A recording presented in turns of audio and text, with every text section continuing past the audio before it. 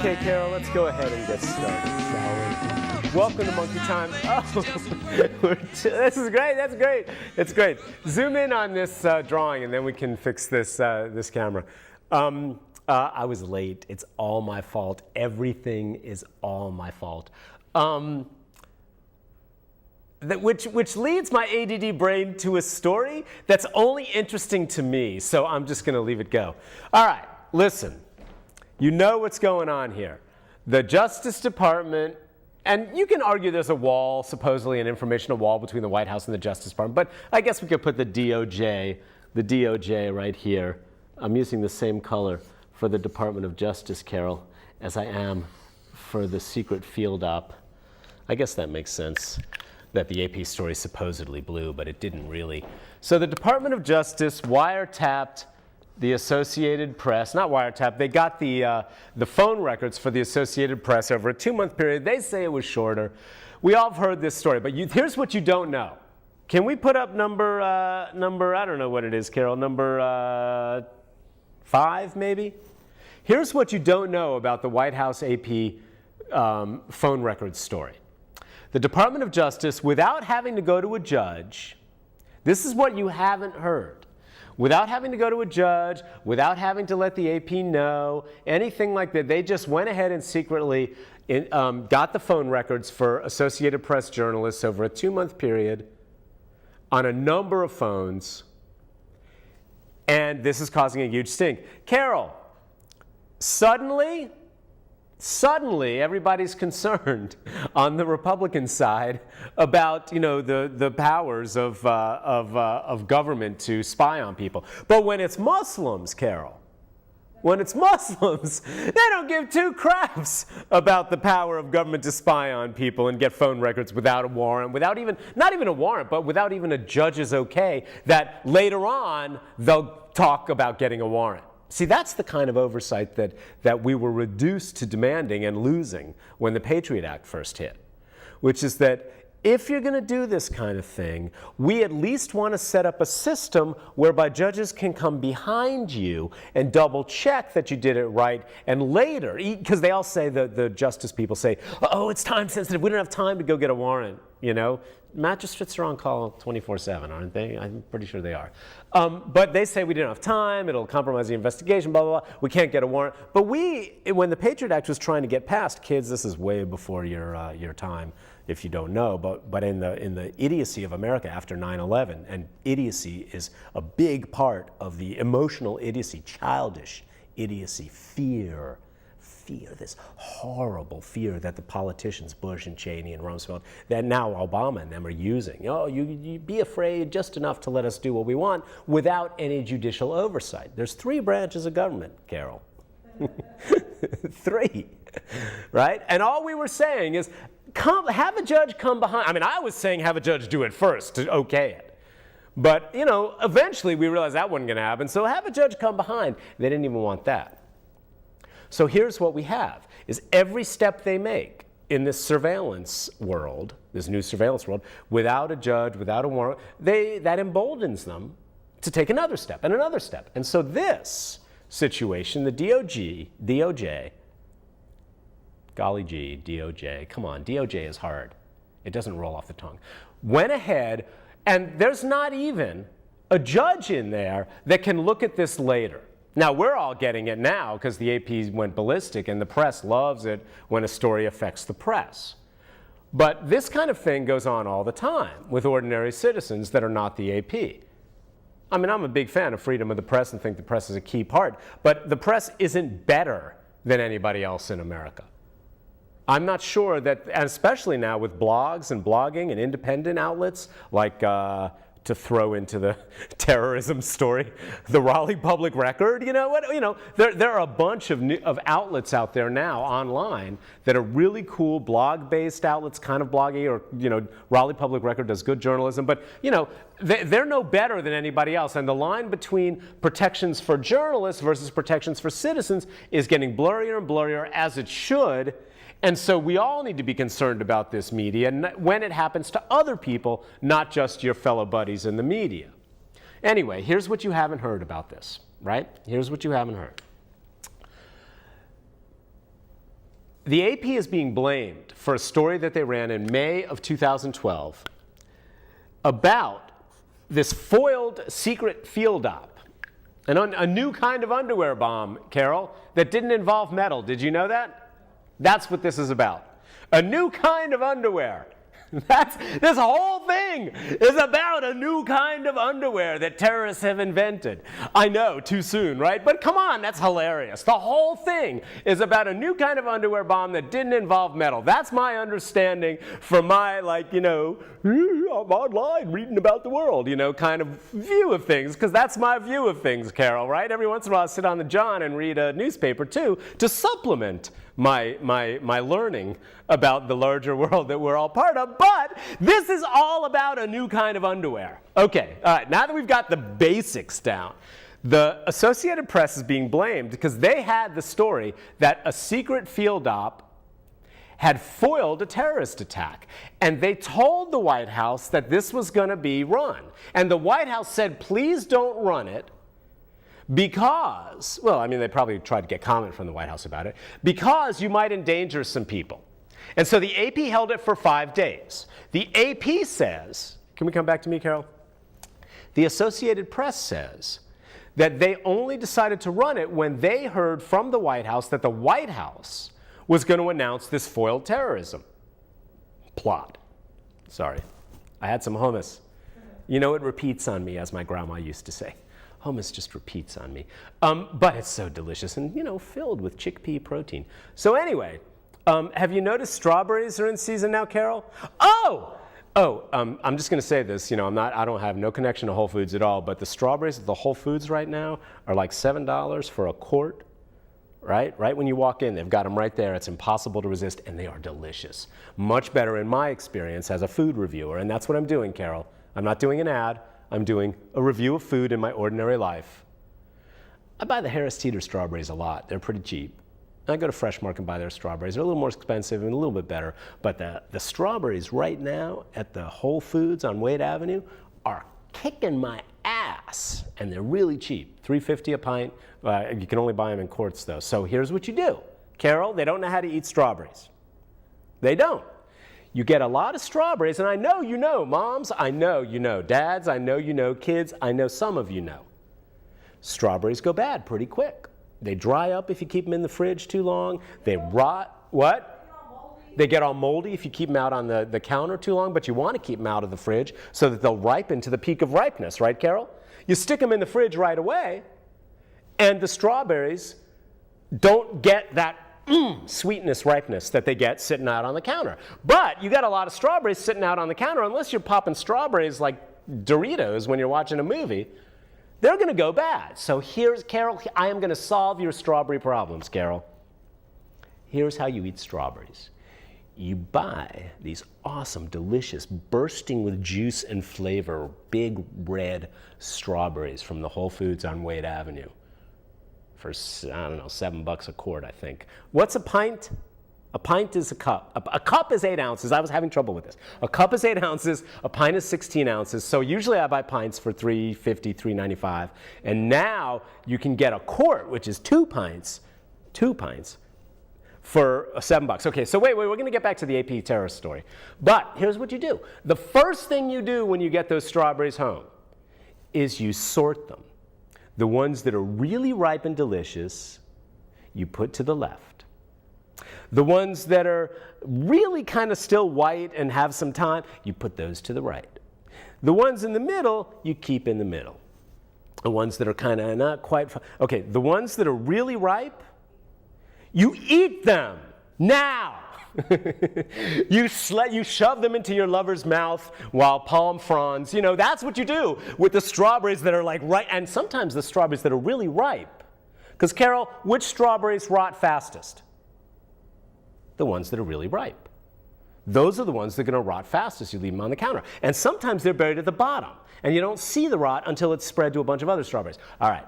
I'm just trying to teach you something. You sort the strawberries, the really ripe ones you eat that night or the next day with breakfast. Or you have them for lunch. That's it. That's all they're going to be good for. But the middle ones you got a few days on.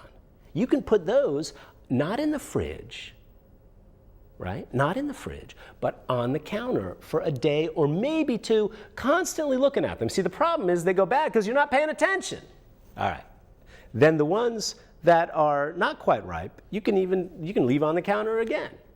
You don't need to put them in the fridge. Now, if you have too many strawberries that are on the verge of being ripe, stick them in the fridge. But here's the best thing. If you have too many strawberries that are ripe to eat right away, you snip off the little green, you throw them in a freezer bag, you put them in the freezer, and you save them for banana smoothies. That's how you eat strawberries. I wasted, what, 6 minutes?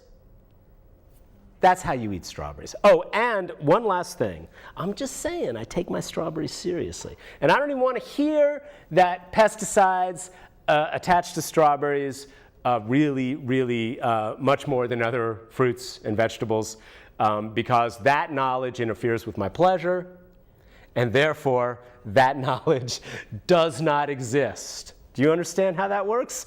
This is a key part of growing up. Oh, right, that is not pleasant. It doesn't exist. This is important information. So that's how you deal with the strawberries. Really have a lot of pesticides, and damn, you should wash all of them before you eat them in warm soapy water, and then rinse them in regular water, cool water before you, and then dry them, and then set them out on the counter. But most of you are not going to do that, so that's unpleasant. It doesn't exist. Now, the last thing I'm going to say about berries is that as I was driving here today, Carol, I noticed the mulberry stain on the street near Clark Street, where the mulberries fall out of the trees. They're all over Raleigh. There's a mulberry street. I used to live on it in Mordecai. The mulberries fall out of the trees, and people stomp all over them, and cars go over them, and you can see the black stain on the sidewalk. When you see a blackberry stain on a sidewalk and a blackberry stain out into the street where a tree is, look up, and you will see delicious, ripe mulberries. Grab them. You can use them for mulberry pie. There, it's happening right now. I just noticed it on the way. I just noticed my first mulberry stain. Maybe I'm late. Maybe it's too late. Maybe it's the end of the mulberry season already. But I'm pretty sure right now is the peak of freshness. So go looking for mulberry bushes or mulberry trees. All right, back to the AP. So here's what you're hearing. The AP ran the story, and that blew the secret field out. And now the DOJ wanted to find out who leaked to the AP from the government, and so they got the phone records secretly without talking to the AP, because when they talked to the New York Times about getting their phone records a few years ago, the New York Times successfully fought it, got a judge, to say, no, you can't secretly look at the phone records. So the DOJ skipped that step this time. They learned their lesson. That doesn't mean they were right. They were totally wrong. Now, here's the thing. Here's what you don't know. It's taken me a long time to get here, Carol. Here's what you don't know. The accusation that the Associated Press story, and you can still read the Associated Press story from May 7th, 2012, just a year ago. I know that's ancient in internet time. What cat videos were we watching in 2012, May, Carol? I'm trying to remember. Because I know the new cat video. Have you seen the new cat video where the cat jumps in the air after the two lizards? No. Oh my God. There's a bearded scorpion. Or not bearded scorpion, bearded lizard. Bearded scorpion would be cool. There's a bearded lizard cat video, which if you haven't seen, it had 980,000 hits this morning. So you will be seeing it if you haven't seen it soon. But it's a little kitty, and somebody puts it down in the middle of their two pet bearded lizards, and the cat is really, at one point, he turns around and the bearded lizard is right there, and the cat does flips and flips out. It's hilarious. But that's not what we were watching in May 2012. We were watching different cat videos in May 2012, and that's when the AP story ran. And if you go to my Twitter feed, there's an article from Reuters a week after AP ran its story that carefully delineates what actually happened here. And here's what happened. The Associated Press story did not reveal that the CIA, it was actually the British intelligence people, had a mole in the new underwear plot, right? That the new underwear plot was one of these planted plots with an insider deep inside Al-Qaeda. The AP story did not mention that. The AP story said that this is key, and I'm taking a while. The AP story, because it's key, and I heard a story on NPR about this today. They didn't mention this. I read the New York Times article in the paper today about this. They didn't mention this. The AP story did not blow the cover of an agent in there. The AP story said this plot was foiled. We don't know about what happened to the bomber. That's it. Now, you could argue that might have put, was it foiled did they foil our secret underwear plot with a mole? And that might have blown the operation. But that's possible, but that's not what happened. Here's what blew the operation. You ready? When the AP told the White House, we are going to run this story, White House terror czar John Brennan, who is now the head of the CIA, so he failed upwards.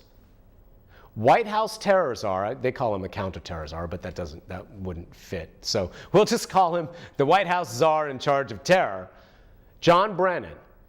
Immediately, when the AP announced they were going to run the story, immediately the White House goes into damage control mode. John Brennan gets on a conference call with a bunch of other former terror czars and terror experts, many of whom he knows have connections to the media, including Richard Clarke, who was a Bush-era terror czar, who also moonlights for ABC now as a terror consultant. He's a fairly liberal guy. He was very critical of the war in Iraq. He was one of the smartest voices. But anyway, so the White House terror czar freaking out about the AP story. You can go to my Twitter page. All the links are there. The Reuters article is the one you want. Scroll down until you see the Reuters article. The White House terror czar is on this conference call with all these former terror people who have connections to the media, and he says, and I quote, "The underwear plot never came close to being actualized, right? Because we had inside info," this is a direct quote, "insider control." This is the White House terror czar, John Brennan, who is now the head of the CIA, failing upwards, as they always do, who says in a conference call to people connected to the media, we had inside control of the plot. The AP story, Carol, can we go back to this? The AP story about the secret field op, the foiled underwear, new kind of underwear, right, bomb, did not mention anything about secret inside control. John Brennan, the White House terror czar, freaking out about this AP story, which didn't reveal anything, has a conference call, and he reveals that operatives, Western operatives, had, quote, this is a direct quote, inside info, insider control of that terror plot, the new underwear plot. Now, one of the people on the conference call that afternoon, this is the day before the AP is going to run their story, right? One of the people on that conference call is Richard Clarke, who consults for ABC's Nightline. That night, ABC's Nightline features Richard Clarke, a former terror czar. Carol, can we come back? Thank you. Features Richard Clarke making the logical leap. Well, he's a former terror czar under Bush, right? Who quit. I'm pretty sure he quit because of the Iraq War. But anyway, he was under Bush and Cheney for a while. And he puts two and two together and says, well, obviously, he says we had insider control. That means they had a mole in there. He made the logical leap, is what he called it. The next day, the newspapers are full of new information that, Carol, was not in the AP story about this secret field op being actually controlled by, as it turns out, it was British intelligence, not the CIA. And they blew the cover of the guy. But the ABC Nightline story that spread the news to all the other media outlets got its news directly from White House terror czar John Brennan in that conference call where he panicked over the AP story and spilled the beans about what really happened. That, monkeys, is how that operation, which was a neat operation, because, Carol, we used to complain all the time right after 9/11. People, not me, but people who knew this stuff were complaining all the time. We don't have enough people who speak Arabic. We don't have enough people on the ground in these countries, right? We don't have enough agents who look Muslim or from Arabic countries. Whatever look Muslim means, I suppose that was a little rude.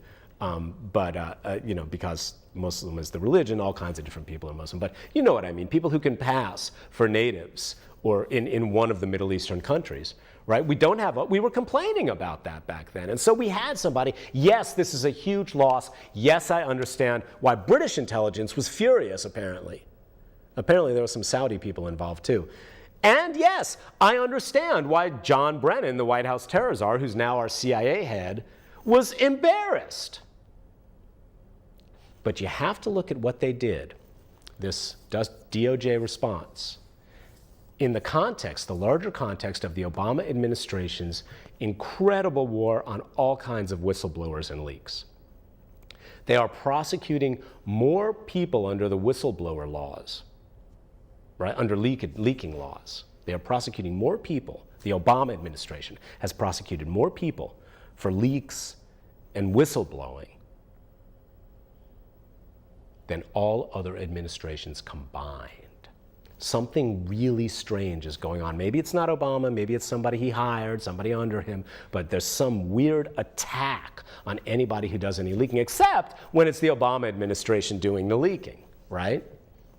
To make them look good, which they were planning to do. They now deny it, but the AP swears it's true, which they were planning to do with this terror plot. The White House was going to leak the story the next day, and that's why the AP said, we're running with the story. But the AP, this is key now. Can we go back to the chart, Carol? The Associated Press story did not include any information about, quote, insider control.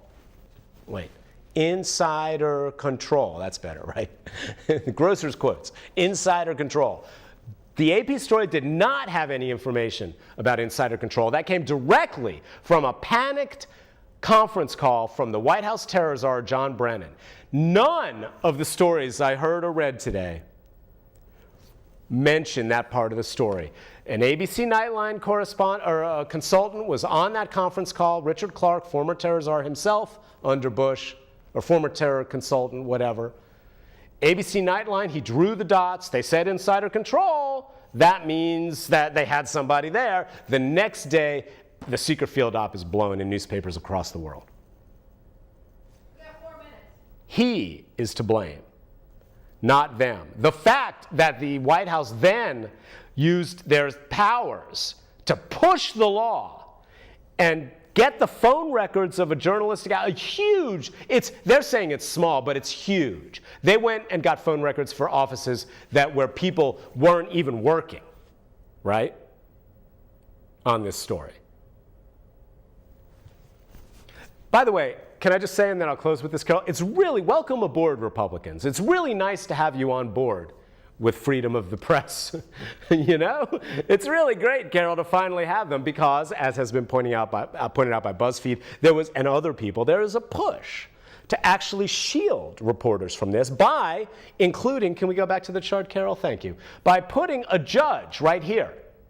There was a push for a law to put a judge in between the Department of Justice and the people they want to get the phone records of. There was a push to do that. You know who blocked it? Who blocked it, Carol? Republicans. Republicans blocked that. Now, there's some debate about whether that would have helped, because, it's a sympathetic judge. They're not going to get any judge who would say no. They're going to try for a judge who'll say yes. But still, the point was we tried to put a judge in there, people on the left, and Republicans blocked it. So now they're all outraged because they see a chance to tar the black man in the White House, right? But they were the ones who removed even the tiniest little check on that process that allows the DOJ to say, well, we followed the law mostly as we understand it, interpret it, if you don't look too close. All right, Carol, all right, 2 minutes. All right, so let's go, let's talk about what's happening. Can I just recommend this book? Here, Carol, this book. Charles Stross is a sci-fi writer. This was his first novel. This is the worst cover in the history of science fiction, but it's about spies. It's called The Atrocity Archives. It's a novella and a short story, and it's about spies in like a British MI5 kind of thing. But if H.P. Lovecraft beings, godlike beings from another dimension who want to eat our souls, were the enemy instead of the Russians. Does that make sense, Carol? So it combines H.P. Lovecraft and spies. Charles Stross the Atrocity Archives. It's really good, and it's also really funny. Because while they're trying to fight off demons from other dimensions, they also have to deal with the ladies in accounting. It's really funny. All right, so this weekend, the North Carolina, okay, listen closely, I've only got a minute. You gotta write this down now because you're gonna decide what you're gonna do this weekend right here, right now with us. You ready? You ready? All right. This weekend, the North Carolina Symphony is doing Stravinsky's Rites of Spring. This is the piece that caused riots when it first, well, a riot, when it first premiered. Right? It's very rhythmic, very pounding. It's fantastic. North Carolina Symphony this weekend, Rites of Spring. It's going to be $30 if you don't have a subscription or a friend who has free tickets. But, you know, then, and thank you for that, friend. But it's really worth it to hear Stravinsky's Rites of Spring live. This is one of the premier pieces of 20th century music of any genre. All right. What else? How much time, Carol? 30 seconds. The B-Ball. The Beehive Collective, a fundraising outfit for all kinds of projects involving women. The Beehive Collective's ball is at the Berkeley Cafe this Saturday, right? You can get your tickets online or at the door. Moral Monday protests next week at the legislature. It's getting bigger and bigger every week. You should join. It's a lot of fun. Moral Monday protests, usually around 5, I think, is when they gather at the legislature.